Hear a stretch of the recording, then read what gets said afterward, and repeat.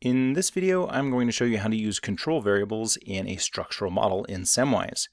So let's say we have a theory like this. We think that repurchase intention is driven by how much you enjoy the software, and that's driven by how playful you are with it, which is driven by efficacy. But we need to account for some controls.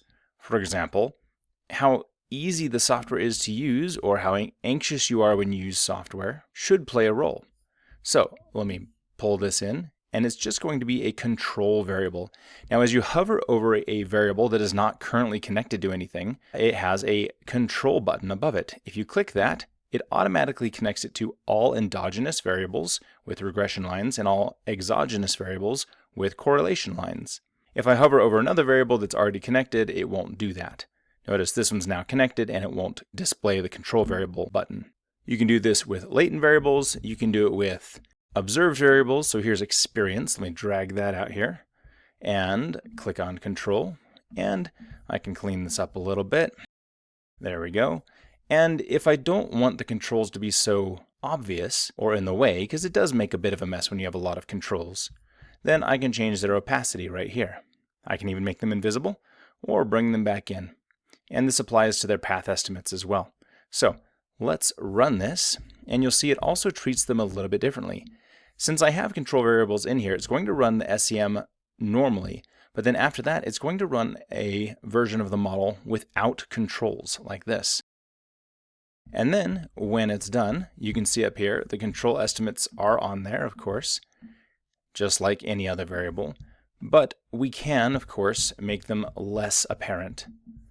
We can reduce their opacity if we want to reduce their emphasis.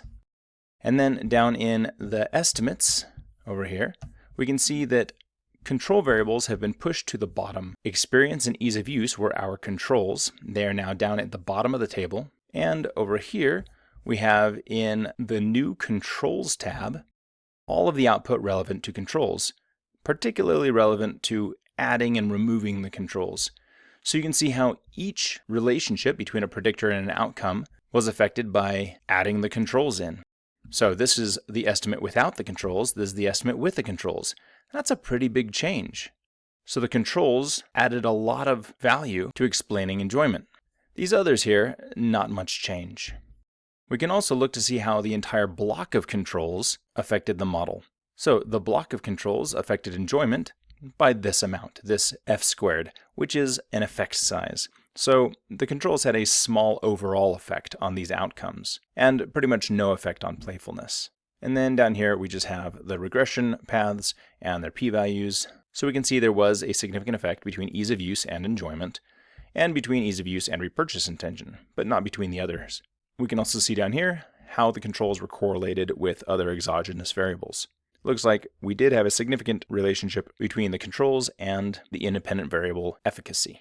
Lastly, we ignore controls when it comes to indirect effects, so you will not see ease of use or experience as the independent variable in any of the indirect effect estimates. Well, I hope you find that helpful. Also, when you copy the model, it copies with the current level of opacity. So if they're invisible when you copy, it will copy without the controls present, though their effect is still felt. We're not suppressing their effects in here. And if you copy when it's partly transparent, it will copy partly transparent or fully opaque, fully opaque.